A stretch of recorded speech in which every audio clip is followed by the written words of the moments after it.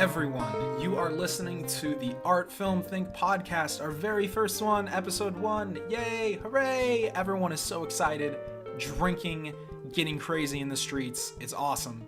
I'm Brandon Vanderhei, joined today by no one actually. It is going to be a part of the show in the future, hopefully starting next time, episode 2. Get guests on the show, talk about things. For now, you're stuck with me.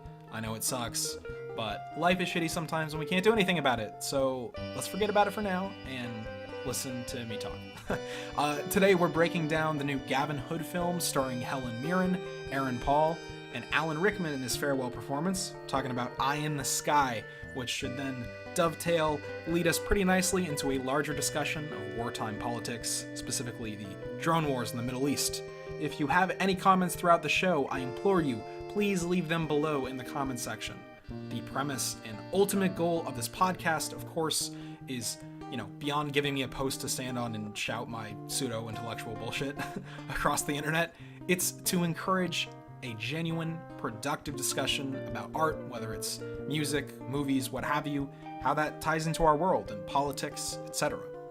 Whether that means I'm right in a discussion or you're right in a discussion, the idea is to bring us all together on some common ground and try to change our perspectives to fit what is ultimately the truth and the right perspective, as difficult as that may be to pin down.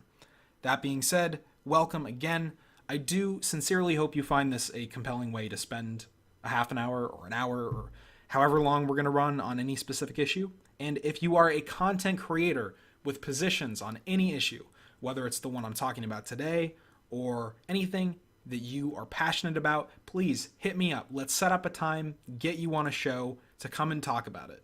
So we are going to kick it off with Eye in the Sky. The film tells the sort of fictional story of Colonel Catherine Powell. She is a military officer based in Britain, working with various military forces in Nevada in the US, in Kenya with special ground operatives to halt what they perceive as an impending terrorist attack, or multiple terrorist attacks in this case. Helen Mirren leads the film as Colonel Powell. Co-starring, we have Alan Rickman as a lieutenant. Barkad Abdi. Yo, Barkad, what the fuck is up, dude? Good to see you again. You're the captain. You will always be the captain in my heart and in my soul. He plays one of the ground force operatives in Kenya operating microdrones to observe these targets. And we have Aaron Paul, a drone pilot who is ultimately going to be the one to pull the trigger on a terrorist target if need be. Things to be said about this movie.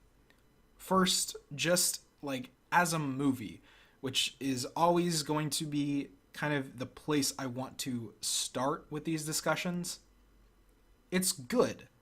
It's a very solid, taut war thriller. I know people use that word taut often, I see it in a lot of Rotten Tomatoes blurbs, and at this point, honestly, it comes off as slightly obnoxious. Anytime something is short and thrilling, it's taut. It's a taut thriller. Fuck, guys, it's taut. It's tight. Get on that shit. Not the case with this movie. Eye in the Sky is this super concise, focused cinematic craft, if you will. The entire movie, all 2 hours of it, we center on this debate, basically, whether or not to use lethal force in the form of a targeted drone strike when civilian casualties may be a possibility. No bullshitting around here. Immediately, we are introduced to Helen Mirren's character, and whereas in another movie, you might see her talking with her family at breakfast or giving her some kind of backstory we may not necessarily need, immediately, she's going in to do her work as a military commander. Immediately, we're introduced to Aaron Paul. He's going in to do his work as the drone pilot. There are a few minor little character flourishes, a tiny little developmental subplot about Alan Rickman needing to buy his daughter this special toy, and that weirdly kind of bookends the narrative here. And I suppose the intent in that case is to humanize this man who ultimately has to make a lot of these inhuman decisions for the sake of warfare. It's a pretty obvious device, but one I don't really blame them for putting in the movie, since the vast majority of it is lacking in anything to do with that. It felt like something that just needed to be there, if anything.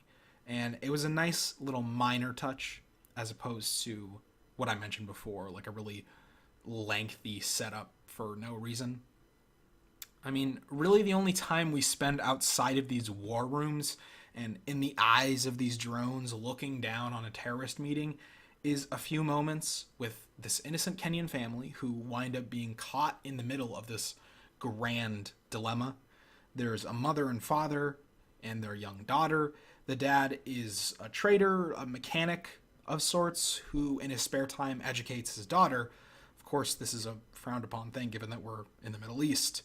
Eventually, when their little girl is out selling bread, she ends up in this kill zone surrounding, the kill zone where these terrorists are. There's these guys and a woman. They are talking about plans for attacks, making suicide bombs and suicide bomb vests. You get the picture.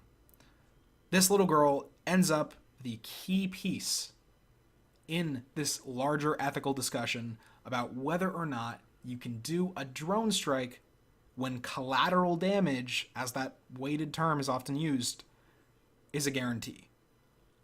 All of the performances are pretty spectacular here, honestly, across the board. Helen Mirren, she's kind of doing like a stoic thing as the Colonel, but I gotta give it to her. She has a lot of really good moments of like subliminal acting and facial cues where you can really sense this unease in her character, even though out of everyone in the movie, she's the most confident when it comes to, no, we need to strike. We need to fucking bomb these guys. Aaron Paul is really good in the movie.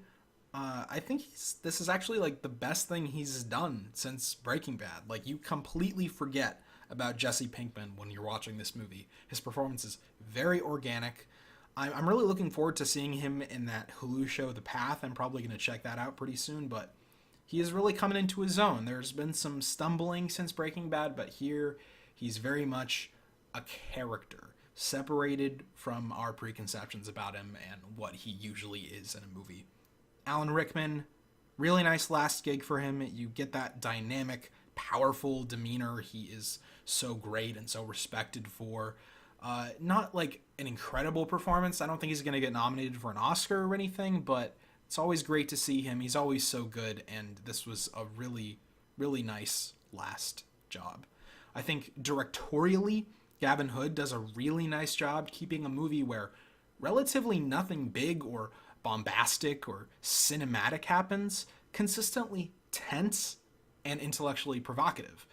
That tension is a difficult thing to capture and remain as intact as it is here, when it really is just essentially people in rooms debating, arguing, calling people to confirm whether or not they can proceed with what they want to proceed with. The engagement of the audience is really impressive when you're working in those confines. Absolutely. I also really like the stuff with Barkat Abdi. He is one of these on-the-ground guys working the little mini drones, working the little, the drone that's shaped like a bird or like a beetle so you can fly in and out of rooms. It's really cool. I mean, drones are horrifying to me, but I'm not going to lie. When I was watching that, I was like, oh my God, that's so cool. So I'm kind of hypocritical in that sense, but really did like this stuff with Barkat. He was really good in the movie. Hopefully he can quit his job as a cab driver now. I think that's what he was doing. I know he was struggling financially even after Captain Phillips. Hopefully he can get out of that. He's a good actor. I mean, I guess you could kind of say he's a little typecast in this, but not really. Both sides of the ethical dilemma, this drone strike ethical dilemma, get equal representation in the movie. I wouldn't call this an anti-drone strike movie. I wouldn't call this a pro-drone strike movie. I mean, certainly there are elements to me as a liberal guy, an anti-war advocate, that seemed a little disingenuous, maybe a little dangerous for the audience I think it's going to draw in. And I'm going to get to those elements in a minute. But in general, this is a very even-handed look at a hot-button issue, and it's the type of movie that I think, almost to its detriment, allows you to project whatever your moral code and philosophy about these things may be onto it. Now, I use the word provocative, though, and I do think it is, in an impressive way. When you come out of this movie, there's no doubt You're going to be having a conversation, and that's always awesome. Whatever that conversation is, you've got to commend a movie that can get you talking. I believe that every time. On the weaker aspects of the film, there are some bizarre attempts at humor and levity that I do not think go over well. Like, there's a scene with the Secretary of State where he has to have this really important conversation, and he's sitting on the toilet for some reason, and he's really sick. I was unsure of why that was an element in this movie at all. If someone wants to tell me why they think that was in this, I would appreciate that, because I just thought it was very strange. And I definitely think it fumbles a little bit with the conclusion. This is a movie that seems so hell-bent on not choosing a side on its issue that the ending goes in a few different directions, and some of that is kind of tedious and unnecessary. Like, you know that thing in a movie when it's really obvious that this thing you're watching should have ended at a specific point that feels right and feels like a good place to leave the story, and then it just keeps going and going and going? Weirdly, this movie shares a similarity with Batman v Superman. Never thought I'd say that. Eye in the Sky does that. And it seems to be because they are desperate not to be controversial. They are tackling such a controversial issue, but they are not willing to go that route.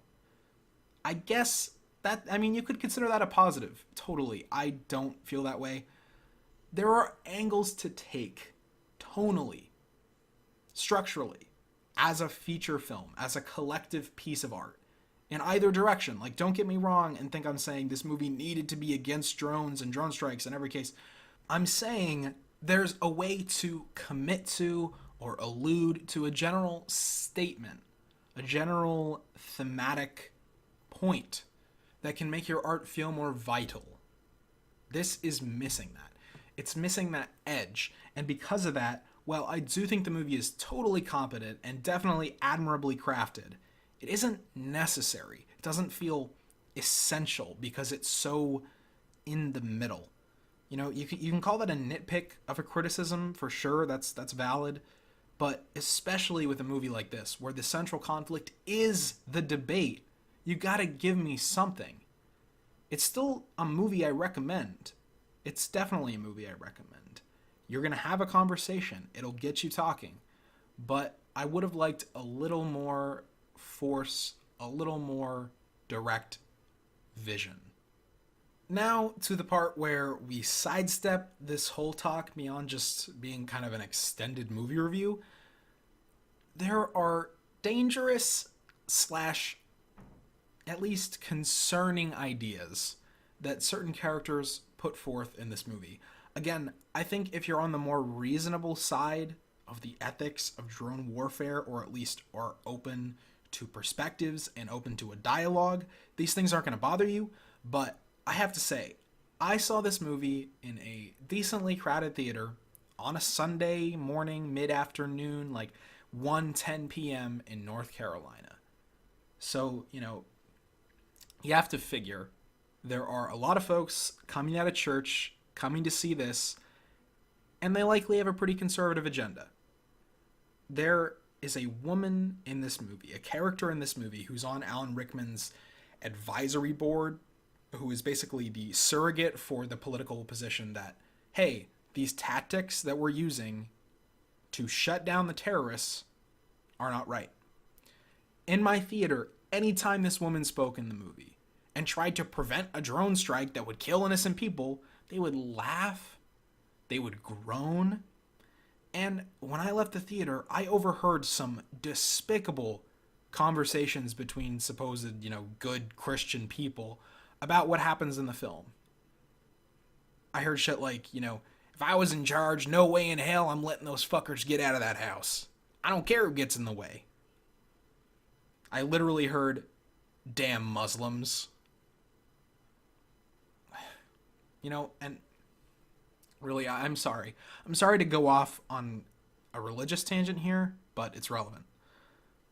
Because the mindset of these severely misinformed people is guided by a lot of these conservative tendencies. You claim to be a Christian. You claim to be this God-fearing, wholesome, respectful, loving, caring person who holds the word of Jesus Christ above anything. And you say this kind of ugly stuff. Now, I don't know for sure that these people who said these horrible things were devout Christians, so take that with some grain of salt. But given the fact that I heard a lot of conversations about like church services and God coming out of the theater, I think it's a more than safe assumption. So, you claim to be a Christian. What about turn the other cheek? What about thou shalt not murder? What about all these fundamental principles of your religion? Like, I'm just saying. But, that's the issue.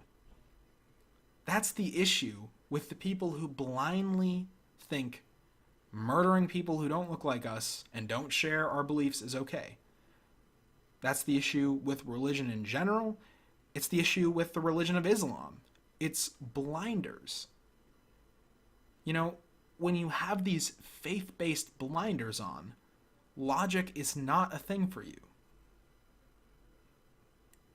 You can't truly rationalize anything when your path of logic ultimately leads to this magical man in the sky. It's just not possible. If you're taking your religion, in the case of the people at the movie theater, you're taking your Christianity and your scriptures as the absolute, undisputed, true word of God, you cannot be a fully rational person because you have these blinders. You are unable to accept that there is a point of view that contradicts your belief. As soon as that happens, you are not a person that we can really have a conversation with.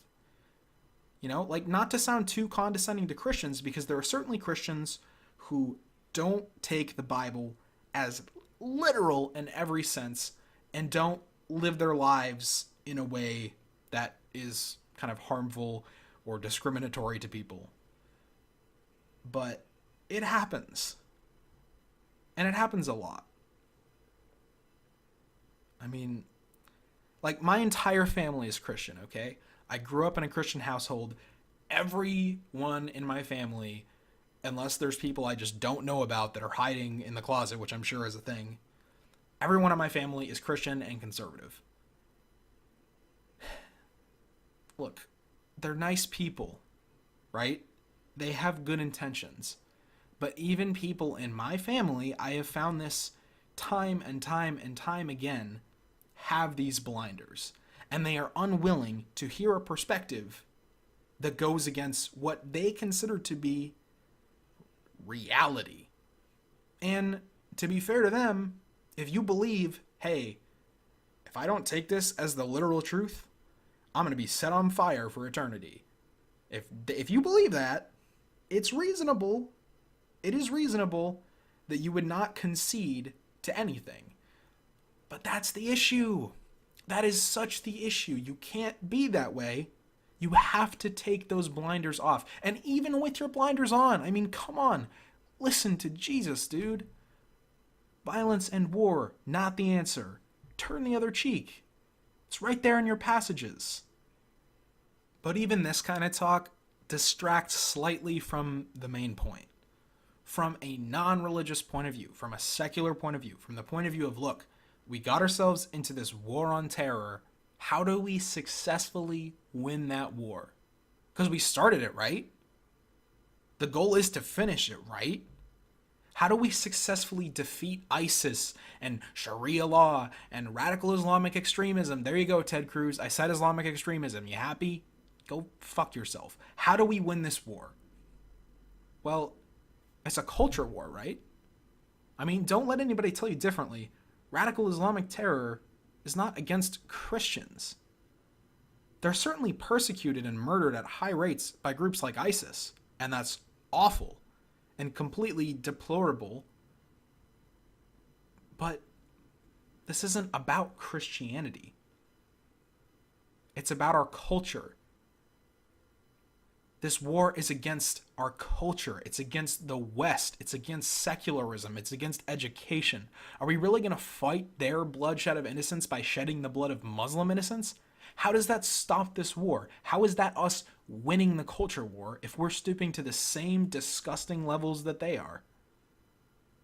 You know, that's an element of this movie that if you're a conservative or like a neocon, you can read into Eye in the Sky and be like, see, look, this is my point.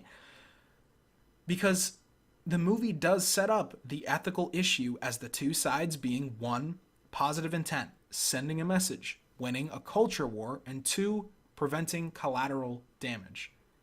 It's not an unreasonable position entirely. If you're on the side of the collateral damage argument, like in this movie, they're trying to stop the suicide bombers from going out and detonating themselves in crowded areas, killing hundreds of people. If you're on that side, your thought process is, well, we may end up killing 4 or 5 innocent people here, but in the end, many more people are going to be killed if we don't do something, if we don't sacrifice the lives of these 4 or 5 innocent people. That actually is a logical argument, and it comes from a place of wanting to stop innocent lives from being taken. So I don't want to say to those people who think that, fuck you, you're stupid, you want to murder innocent people. I don't want to say that because the position comes from a genuine place of wanting peace. What I do want to say to those people, and if you're one of them, please, please hear me out. I beg of you. When you discount positive intent, when you discount sending a message, when you discount the broader concept of victory via a culture war, you're not taking into account the big picture. You're taking into account 2 years from now. You're not taking into account 20 years from now. Fire and death brings on more fire and death every time. How do you win this war eventually doing it the way that you are? How do you prevent the radicalization of Muslims to prevent acts of terror? You certainly don't do it by murdering their families who are petrified of being the victims of the exact same kinds of attacks we fear so much in America. You're terrified of another 9/11? These people are also terrified of being blown up by ISIS or the Taliban. You fight the war with culture. Not with nukes and daisy cutters or some shit like Ann Coulter would have you believe. You fight the war with culture, with the internet, with social media, with sex and pornography. That is a war that as Americans, we can all be patriotic about fighting. That's how progress happens. It's access to culture and access to information. Imagine growing up in one of these areas where radicalization is a massive issue. You have no information telling you that your religion is insane and that jihad is ridiculous and isn't going to get you into heaven with your 72 virgins and all that horseshit. You are simply brainwashed by these radical Islamic ideas. How do we get the information to these people? Well, you know what? I can't tell you that for sure. That's another huge discussion, but that's the discussion we need to be having. That's what we need to be looking into. That's what we need to be fighting for.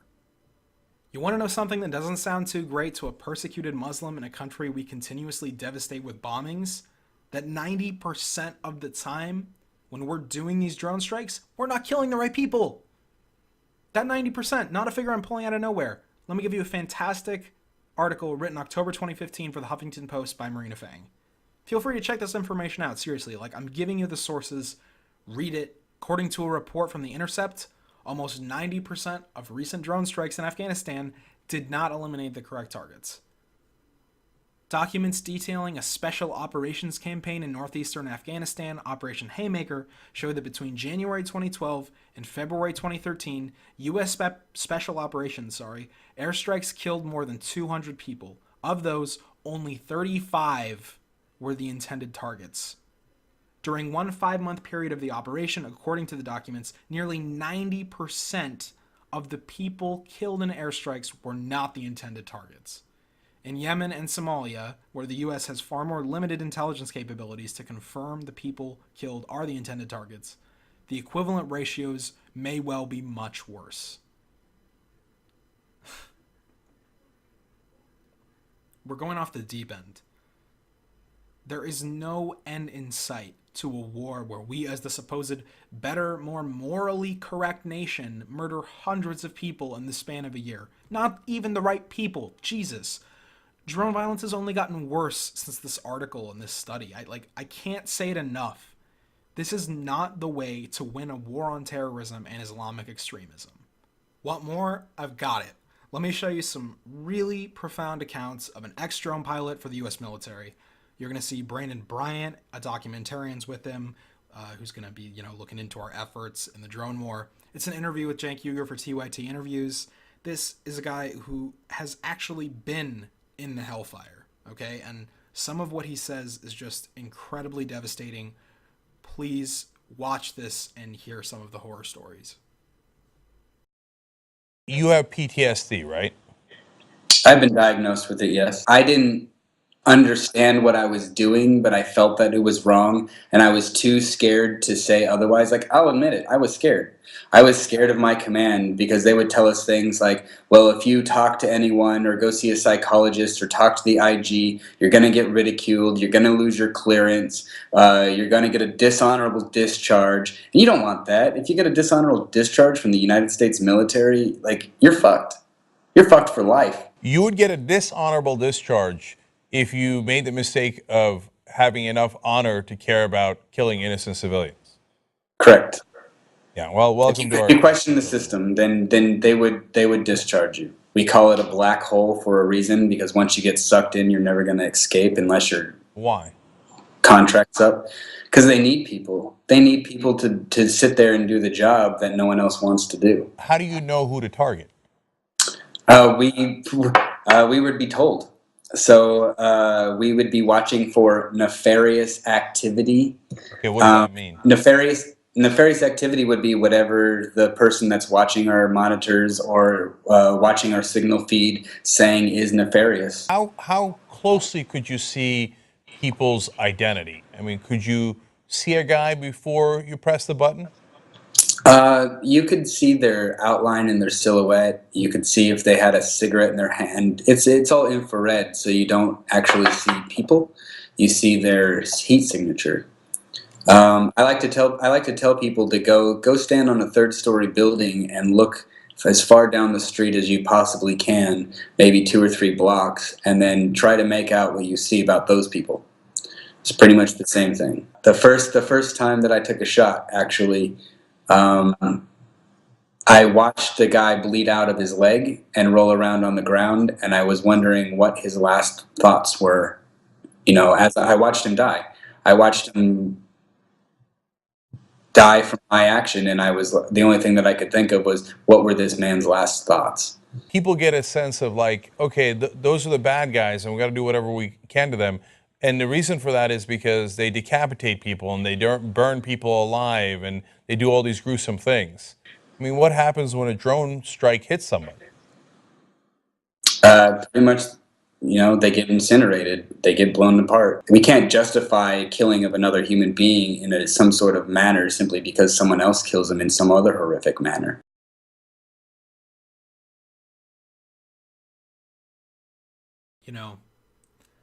There's a line in Eye in the Sky where Alan Rickman's character says to the woman opposing the drone strike, "Don't ever tell a soldier he doesn't know the cost of war." Seems like it could be a reasonable statement. I mean, you saw from that interview, that's a man right there, pawn for our military, definitely understands the cost of war, so much so that he spoke out against it when he saw that we were taking it too far. Not everyone is Brandon Bryant, though, and I think because of that, that is kind of one of the more dangerous dialogue moments in the movie. Not to say that it shouldn't be there, because it makes sense that that character thinks the way he does, and they absolutely should have had that line in the movie. It's an interesting moment for the character, but I'm talking about perception, and it's scary. That's a scary notion. Look at Chris Kyle, man. This incredibly troubled and to a certain extent, near the end of his life, pretty loathsome human being that we've idolized in American Sniper. This was a guy who bathed in and loved warfare. He loved killing people. He told stories about Hurricane Katrina where him and his buddies stood on top of the dome and quote, picked off dozens of bad guys. He told stories about shooting 2 people dead who tried to steal his truck. I mean, this is Washington fucking Post, guys. It's not just me saying it. It's not even just Washington fucking Post. It's Chris Kyle. Read the article. It's right there in the description. Stop idolizing the guy. I mean, granted, by the point Chris Kyle was saying those things, he'd already been driven insane by PTSD and all these other factors, but you can't tell me that this mentality for the love of killing exists nowhere in our military. I mean, this is the guy people love and call a hero, for God's sake. You know? I mean, to have that love for killing and lack of empathy for humanity and then make murder as easy as pulling a trigger from some bunker in a military base in Nevada, that's a scary, scary thing. You know, there's a part of that interview that I actually had to cut out. I was trying to just cut it down to some of the really heartbreaking moments for me and the important ones. But they talk about the military developing various video games and recruiting people that are good at video games to be these drone pilots. It's like, hey, it's the same thing, right? Playing Call of Duty, it's just like lighting motherfuckers up and killing them. Consider another way to fight this war, man. That's all I'm asking you to do is think about it. And as anti-war as I am, I'll concede things. If the US military has credible intelligence of a gathering of ISIS leaders, like in some place somewhere, you go in there SEAL Team 6 style and gun those people down. They're ready to die, so give it to them. They're gonna be bummed when they don't get their virgins and it was all a lie, but they'll be gone. Still, as soon as you involve innocent lives in taking out these people, even one innocent life, you know, of course I'm talking about, you know, to the extent that this is possible in a war zone, but when you involve innocent lives at all, that's where the water gets murky, and then the water just keeps getting murkier and murkier. This is not the war to be fighting. This is not the way to be fighting it. And that's it. That's all I got for you today. Thanks so much for listening, guys. Let's talk more in the comments. I'm Brandon Vanderhyde for Art Film Think. See you next time.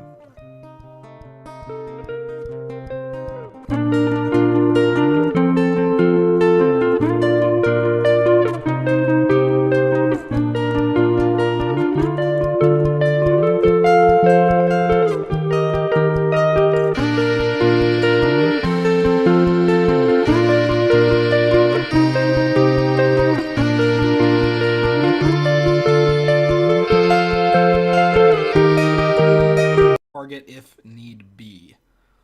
Things to be said about this movie. First, just like as a movie, which is always going to be kind of the place I want to start with these discussions, it's good. It's a very solid, taut war thriller. I know people use that word taut often, like I see it in a lot of Rotten Tomatoes blurbs, and at this point, honestly, it comes off as slightly obnoxious. Like, anytime something is short and thrilling, it's taut. It's a taut thriller. Fuck, guys, it's taut. It's tight. Get on that shit. Not the case with this movie. Eye in the Sky is this super concise, focused cinematic craft, if you will. The entire movie, all 2 hours of it, we center on this debate, basically, whether or not to use lethal force in the form of a targeted drone strike when civilian casualties may be a possibility. No bullshitting around here. Immediately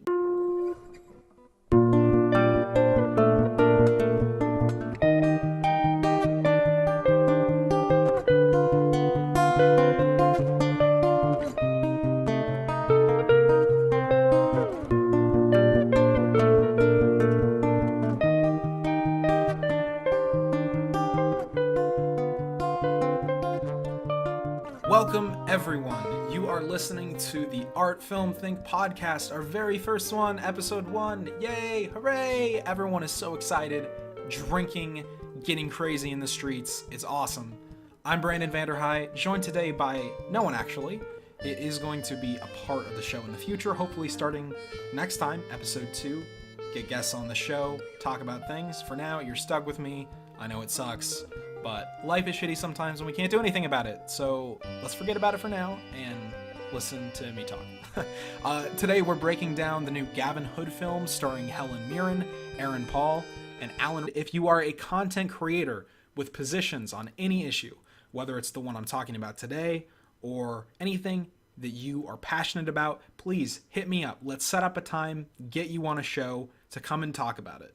So we are going to kick it off with Eye in the Sky. The film tells the sort of fictional story of Colonel Catherine Powell. She is a military officer based in Britain, working with various military forces in Nevada in the US, in Kenya with special ground operatives to halt what they perceive as an impending terrorist attack, or multiple terrorist attacks in this case.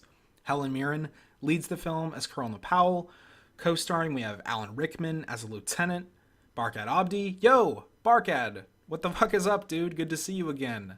You're the captain. You will always be the captain in my heart and in my soul. He plays one of the ground force operatives in Kenya operating microdrones to observe these targets. And we have Aaron Paul, a drone pilot who is ultimately going to be the one to pull the trigger on a terrorist target. We are introduced to Helen Mirren's character, and whereas like in another movie you might see her talking with her family at breakfast or giving her some kind of backstory we may not necessarily need, immediately she's going in to do her work as a military commander. Immediately we're introduced to Aaron Paul. He's going in to do his work as the drone pilot. There are like a few minor little character flourishes, like a tiny little developmental subplot about Alan Rickman needing to buy his daughter this special toy, and that weirdly kind of bookends the narrative here. And I suppose the intent in that case is to humanize this man who ultimately has to make a lot of these inhuman decisions for the sake of warfare. It's a pretty obvious device, but one I don't really blame them for putting in the movie, since the vast majority of it is lacking in anything to do with that. It felt like something that just needed to be there, if anything. And it was in Rickman in his farewell performance, talking about Eye in the Sky, which should then dovetail, lead us pretty nicely into a larger discussion of wartime politics, specifically the drone wars in the Middle East. If you have any comments throughout the show, I implore you, please leave them below in the comment section. The premise and ultimate goal of this podcast, of course, is, beyond giving me a post to stand on and shout my pseudo-intellectual bullshit across the internet, it's to encourage a genuine, productive discussion about art, whether it's music, movies, what have you, how that ties into our world and politics, etc. Whether that means I'm right in a discussion or you're right in a discussion, the idea is to bring us all together on some common ground and try to change our perspectives to fit what is ultimately the truth and the right perspective, as difficult as that may be to pin down. That being said, welcome again. I do sincerely hope you find this a compelling way to spend a half an hour or an hour or however long we're going to run on any specific issue.